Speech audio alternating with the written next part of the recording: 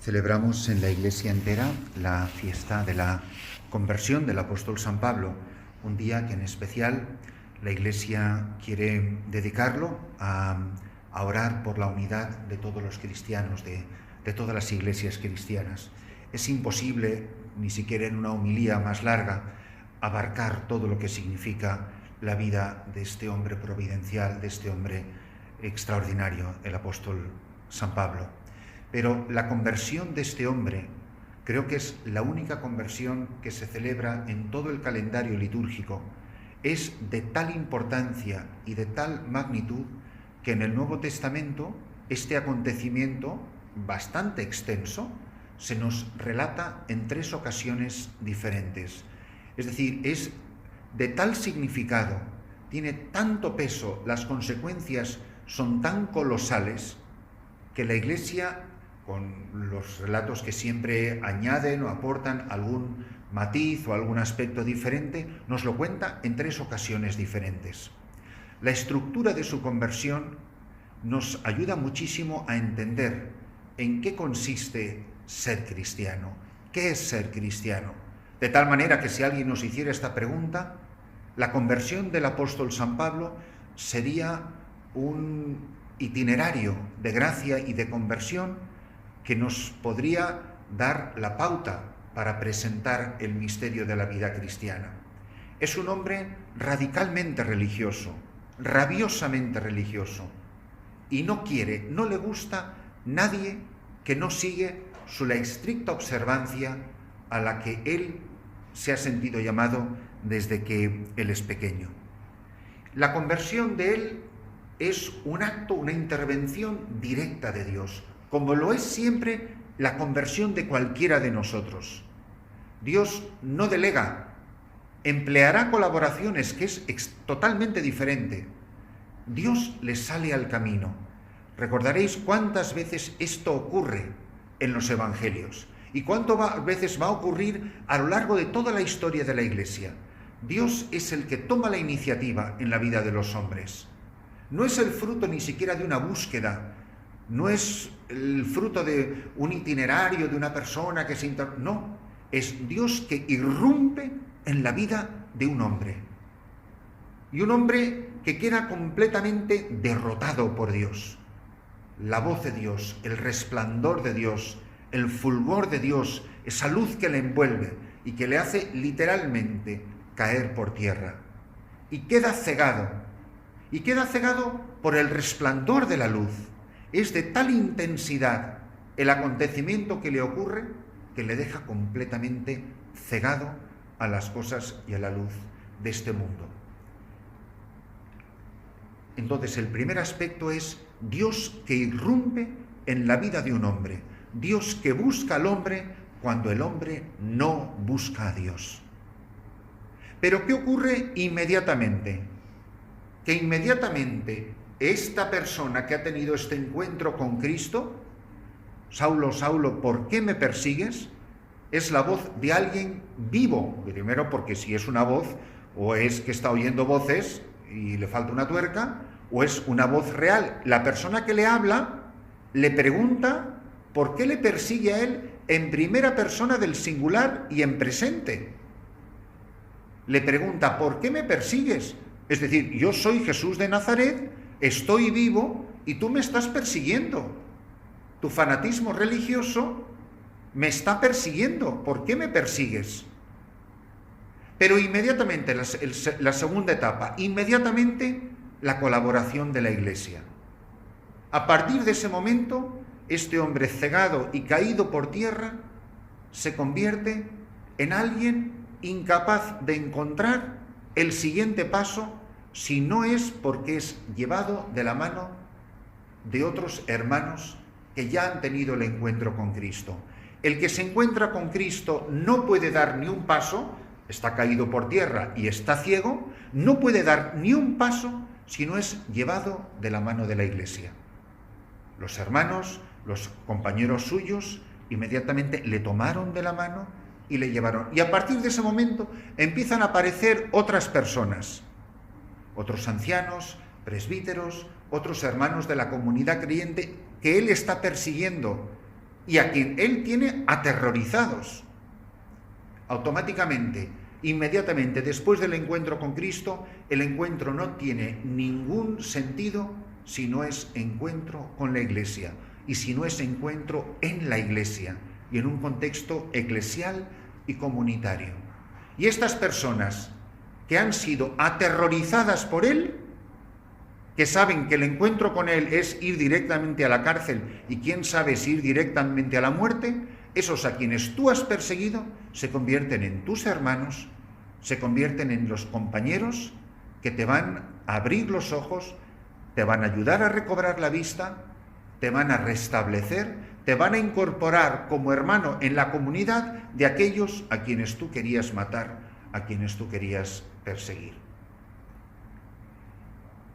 A mí lo que más me llama la atención, quizá porque estamos proclamando, celebrando esta fiesta aquí en el corazón de la misión en África, es la frase que hemos repetido en la antífona del Aleluya y que es la primera frase que dice Jesús en este Evangelio de San Marcos. Es el hombre que se encuentra con Cristo e inmediatamente quiere proclamar con su vida, con sus palabras, con sus milagros, con sus signos, lo que él ha experimentado. Da testimonio, como dirá San Juan en su carta primera, lo que hemos visto, lo que hemos tocado, lo que hemos experimentado, lo que hemos vivido, quiero que lo conozca todo el mundo. Quizás sea uno de los termómetros más eficaces de la conversión de una persona. Y esto nos lo deberíamos de preguntar muchos los que estamos dedicados a la religión. Pero yo de verdad, donde quiera que esté, soy un evangelizador. Si me siento en un avión, si voy en un taxi, si voy en un tren, si estoy en cualquier lugar donde me encuentre con personas, no tiene que ser simplemente en el contexto del templo que a las 7 de la tarde tenemos la reunión del grupo. No, hablo de Cristo, anuncio a Jesucristo. La inmensa mayoría del tiempo de la vida de este hombre no ocurre dentro de las iglesias. En primer lugar, porque ni siquiera había iglesias, ni había templos, ni basílicas, ni catedrales. Se juntarían donde pudieran, a escondidas, a celebrar la fracción del pan, a celebrar sus reuniones litúrgicas. No había un ambiente, un contexto, ni había edificios, ni había lugares, ni horas específicamente de la iglesia o religiosas. Había el mundo que había que llenarlo de evangelio. Y para él la dificultad no es más que un aliciente, es más que una motivación. ¿Cuántas veces el criterio de discernimiento para no ir a tierras de misión o para no abrir casas religiosas o misiones o fundaciones? Yo esto lo estoy viviendo lamentablemente con mucha pena en muchos momentos cuando estoy tratando de animar a los obispos y estoy tratando de animar a la conferencia episcopal para que abran nuevas misiones en todos estos vastísimos territorios. Y en primer lugar, pues nadie quiere venir, los obispos no quieren mandar sacerdotes, los sacerdotes no quieren venir, las religiosas nunca tienen vocaciones, unas porque son demasiado viejas, otras porque tienen pocas candidatas, otras porque todas son muy jovencitas.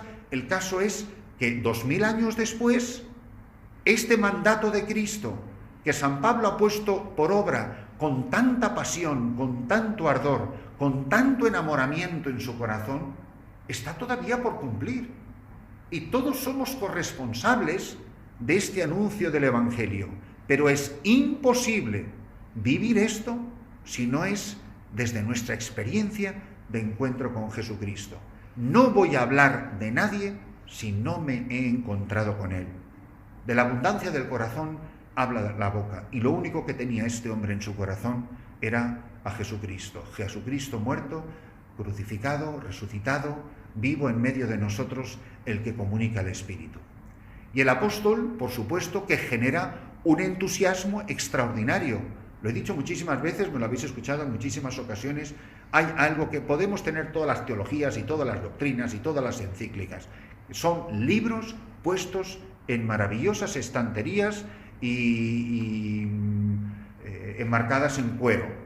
No sirven para nada.